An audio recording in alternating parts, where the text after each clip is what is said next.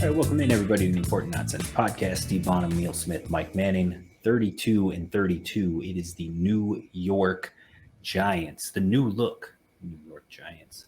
Neil, how you feeling about the Giants? The G-Men. New look, same terrible taste. It's like new Coke. It's like Gettleman never left.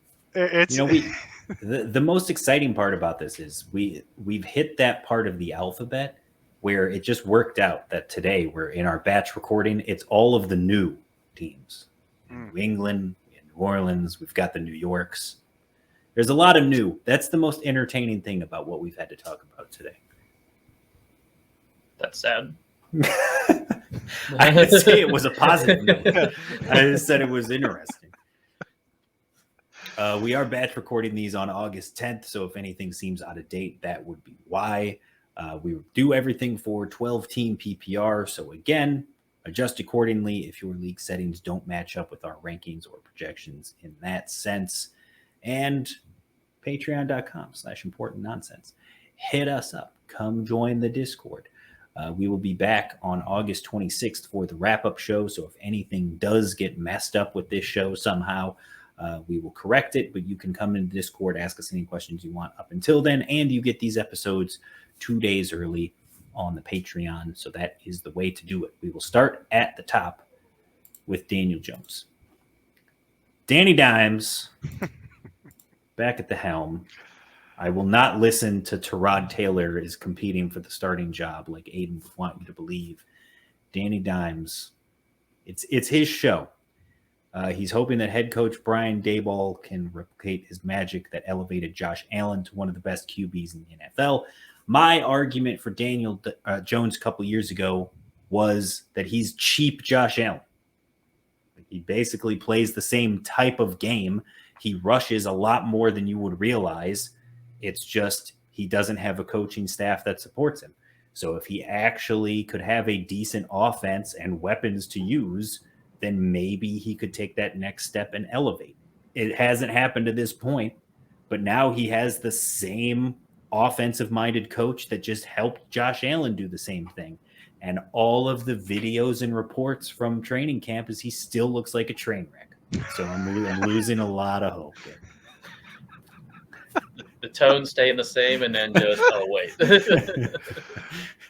I had you hooked, though, right? I had you going there. Is it bad that there was a fist fight at their camp yesterday, and all the reporters could talk about was it's a good thing that fight happened because it distracted everyone from how bad Daniel Jones looked throughout practice prior to the fist fight?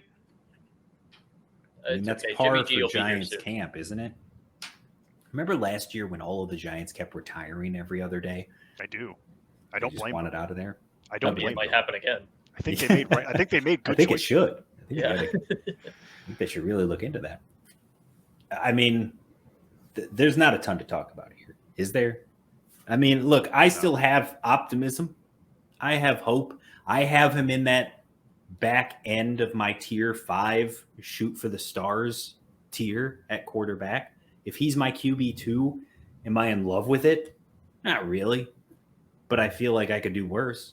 And I also feel like there will be some decent options I can pick up off waivers if he absolutely just stinks it up again.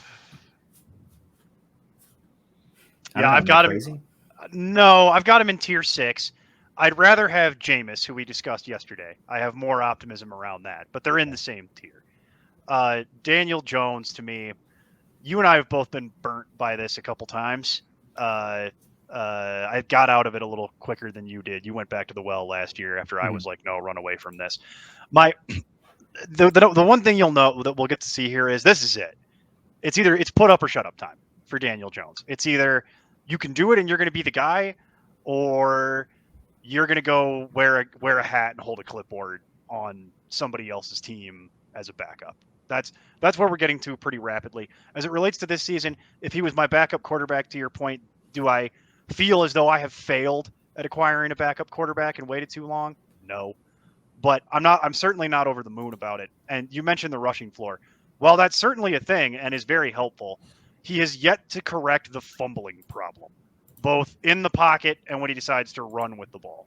So that's going to be the other thing that I'm going to need to I'm going to need to see here. And I also, similarly to what you said, I will not entertain the Tyrod Taylor is competing for that job conversation. That is, we're called important nonsense, but we like good nonsense, not whatever horrible narrative that is. Don't I'm not buying into that in any way at all. Mike, how do you feel about Daniel Jones?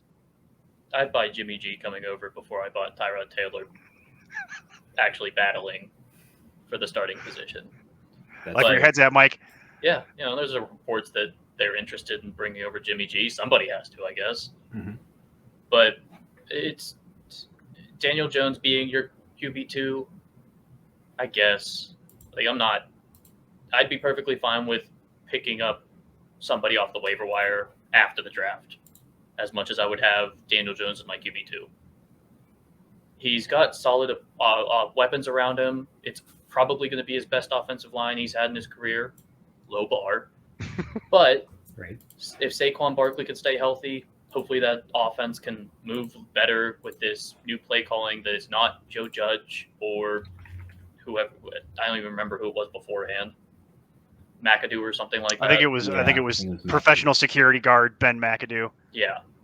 So he has no connection with Golladay, it sounds like. But Kadarius Toney and Wan'Dale Robinson sound like they're the 2 and 3, like established in training camp so far. And all signs are pointing to those guys as being great. Put it in their hands and let them do something. Players, which, okay.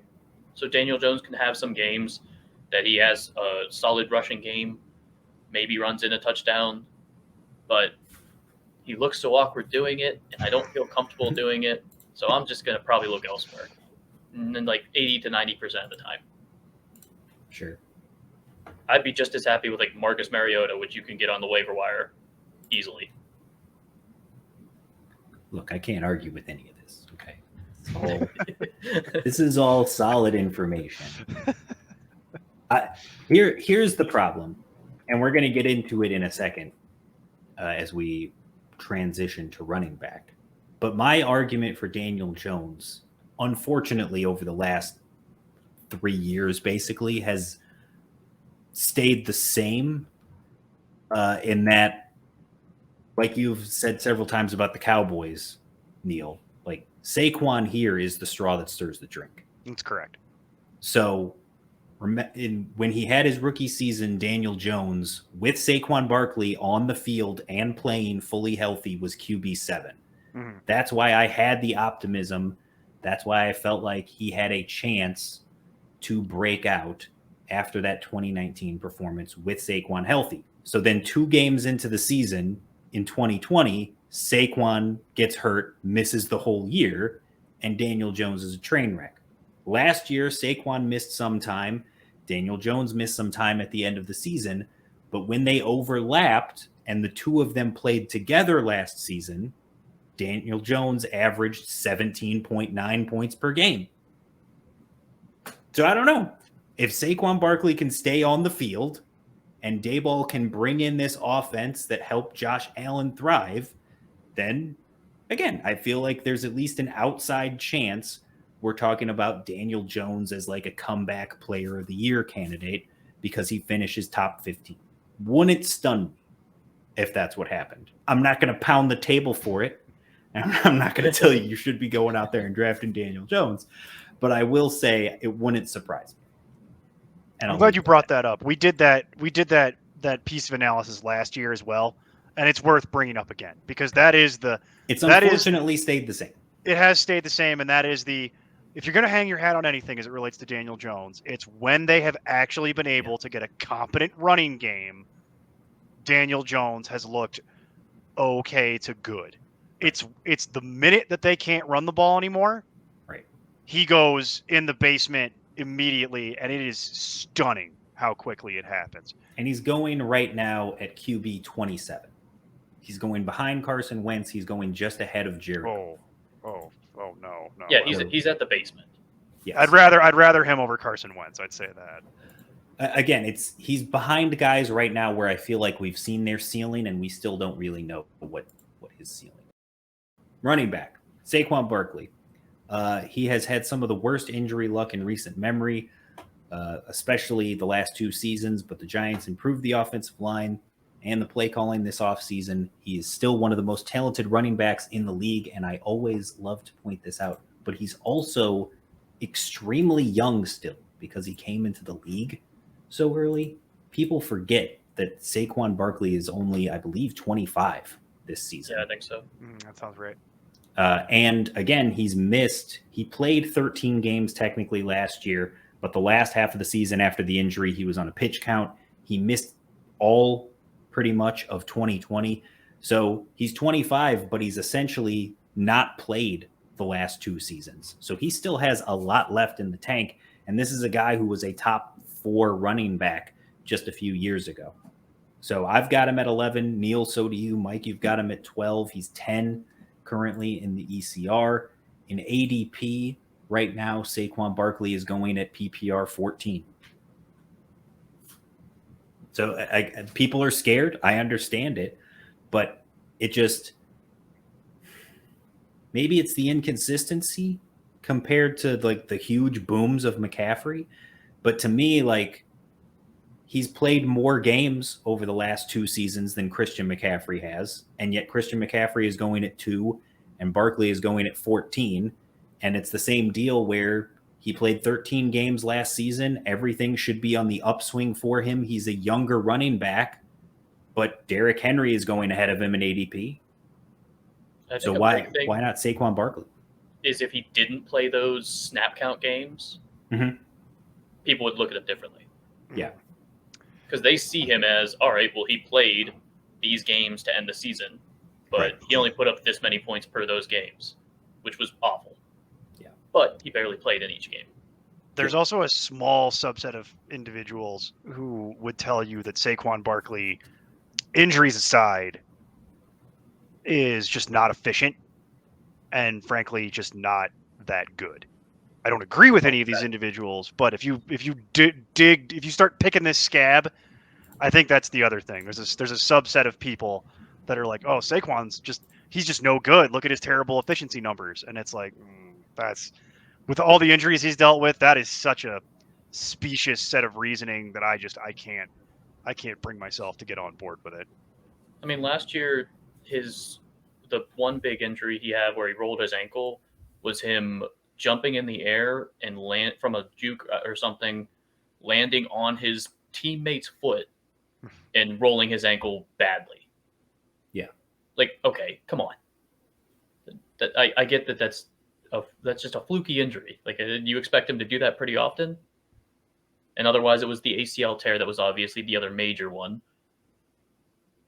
And Giants offense was going nowhere last year. They knew it. The NFL knew it. They're not going to put Saquon out there for, I don't know if this is the last year of his contract or second to last maybe. But there was no reason to put him out there at a full count. But I think that's what hurt his ADP or his perception right now. Right. You can get him in the second. I'm very happy. 100%. The 2018 was his rookie season. 2018 and 2019, in every game that he played and finished in those 2 seasons, every game but one, he was on the field for at least 70% of the snaps. Then he got hurt and missed most of 2020.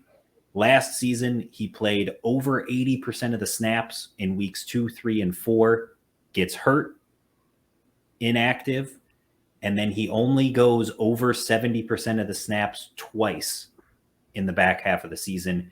He was at 50% or less over that stretch in those 1, 2, 3, 4, 5, 6 games. So, like you're saying, Mike, the points per game is throwing off the numbers because, yeah, he played a bunch of games technically, but the numbers and the opportunities he was getting in those games, it's skewing what he was actually able to do. And for where he's going right now, I still believe he's an extreme value. He should be a locked-in top 10 running back, assuming he stays on the field. But that's the biggest question mark is, can he stay on the field? Behind him right now, we've got Matt Breida, who came over from Buffalo with Daboll. They also still have Gary Brightwell. And that's it. That's literally their whole running back room at this point. There's nobody else. It's just a three-headed monster. So those are going to be the guys. You're not going to get cut if you're in the Giants running back room.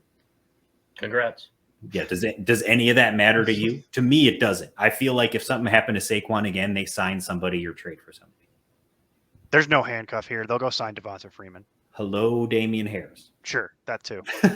Like we talked about. Pick a name. Yeah. Just somebody. They're going to trade for Ronald Jones from Kansas City. They're going to do something. There's no way they let Matt Breida be the lead back. No shot. This is one of those situations where I don't care about a handcuff. Dable saw Matt Breida plenty last year, and even he took him off the field. So I wouldn't expect him to do it, like keep him on the field any more this year or than he did last year.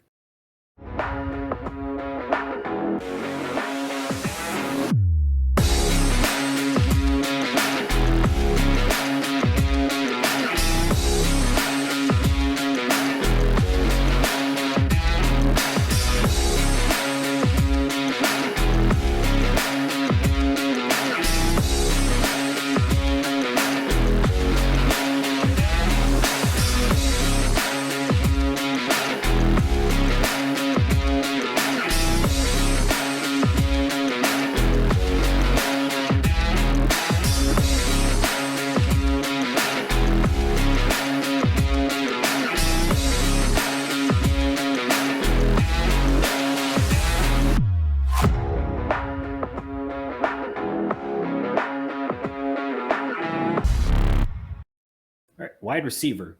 Kenny Golladay was the big signing for them last year, but he didn't do a whole lot. They also got Kadarius Toney in the first round last season, which was a joke pick that they accidentally had go through. But then all of a sudden, he was a target monster for like 2 games? So now everybody loves him. Wan'Dale Robinson in the slot was their second round draft selection this year. Again, I also believe that was a joke pick that accidentally went through, but it is what it is.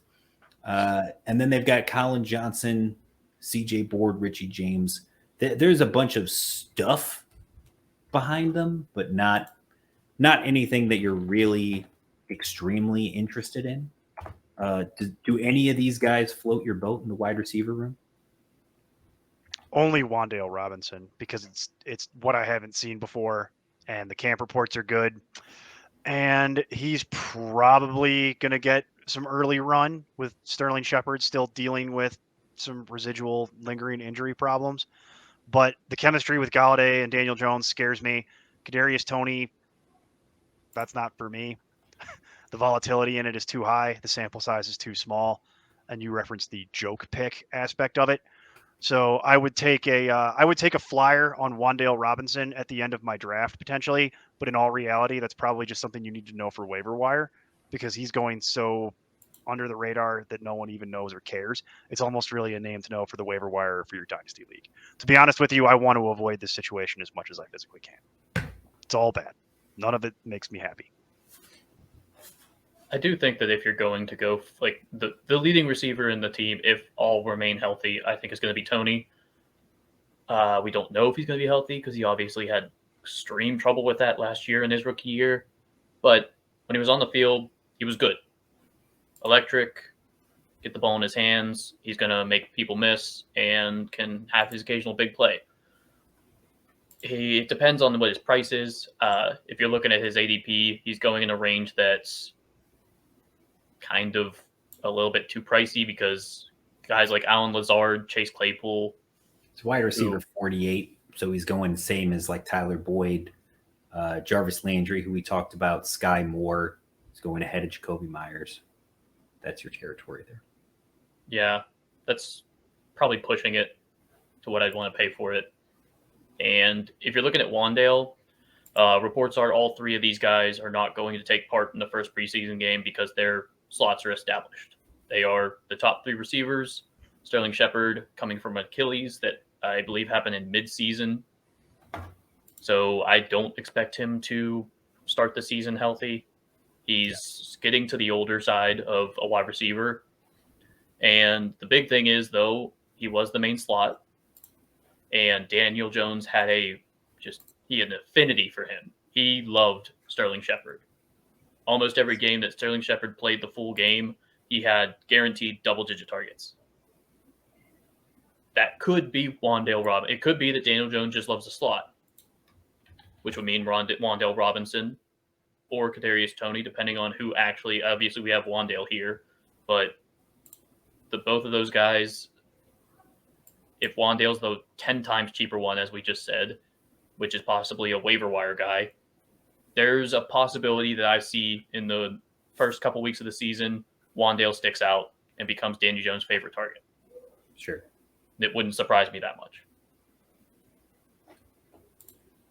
I think it all depends on, like we're talking about availability, right? So Sterling Shepard has always been like the target monster there. Kenny Golladay was the guy they signed to be their alpha, and it just hasn't worked out that way. Man, Kadarius Toney, like you're talking about, for the price tag right now, scares the living bejesus out of me. I am not interested in that in any way, shape, or form. Realistically, he did nothing the first 3 weeks of the season. Week 4, he gets 9 targets for 78 yards, an okay performance. But then week 5, Kenny Golladay is hurt, doesn't play. Sterling Shepard has, also inactive, doesn't play. And against Dallas, when they're getting blown out, Kadarius Toney has 13 targets, catches 10 for 189.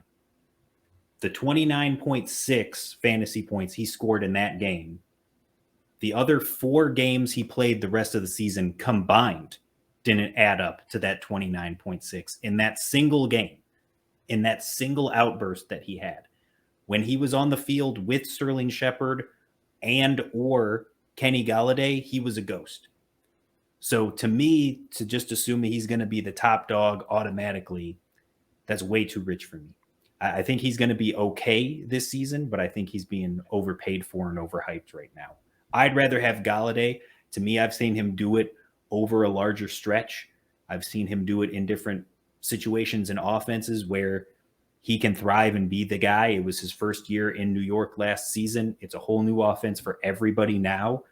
But again, if anybody of these guys can break out, it's either going to be Golladay or Wan'Dale Robinson, like we talked about, as the long shot out of the slot, because maybe with him filling in with that Sterling Shepard target monster role, he has some flyer value off the waiver wire. But I would take either one of those guys over Kadarius Toney.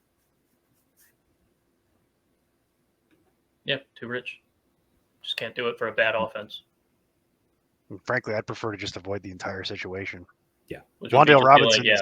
Wan'Dale Robinson's only appealing because you can get him for a waiver wire claim. Mm-hmm. If I had to actually invest draft capital into it, I probably would want to stay away from that too. And there's nothing else in that wide receiver room that I think has any value at all. No. Richie James is a guy. Darius Slayton is bad. Like, that's kind of why I bring it up, because Kadarius Toney's going in the 10th round, wide receiver 48, which feels, like I said, extremely rich, at least for me.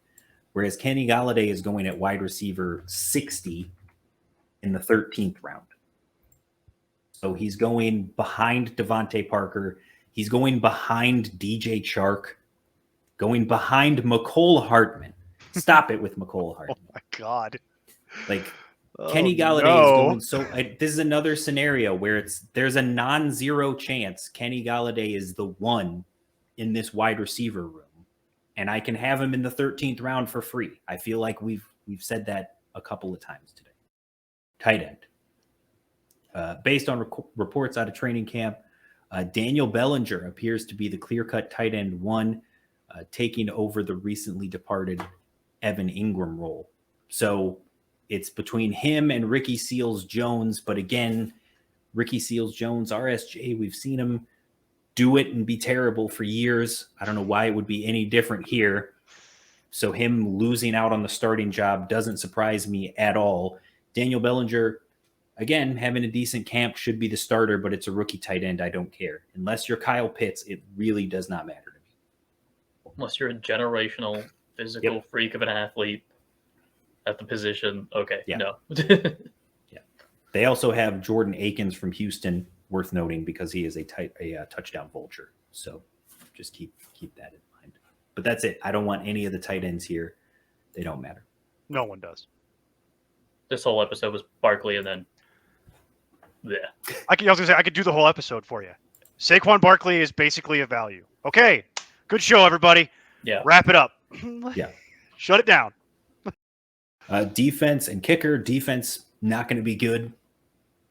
Don't want any part of it, especially in that division. So, no, not interested at all. And then Graham Gano, I've got projected out as a potential top 10 kicker, depending on how things go. So that's slightly ahead of his ADP. If you want Graham Gano, go for it. If you don't, I don't care. It doesn't really matter. It's a kicker. That's it. Easy. Remember at the end of yesterday's show when I went, huh? Okay, Now 25 minutes later, I think everyone has a very clear. Now you know why. Why? Now you get it. All right. Well, we're going to go to the other side of the stadium tomorrow. So hold on to those vomit bags over there, Neil, because you might need them. No. You're going to need a whole different brand of vomit bags that are like washable. They're going to get used a lot. Gotcha. They have green jerseys, similar colors. And Yeah, it blends right in. That's true. Blends right in. That's true. But that's it. That's it for the Giants. Tomorrow, the Jets. Until then, keep up the nonsense. I'm Tim Kitzrow from NBA Jam and NFL Blitz, and you can find all the guys at ImportantNonsense.com. Kaboom!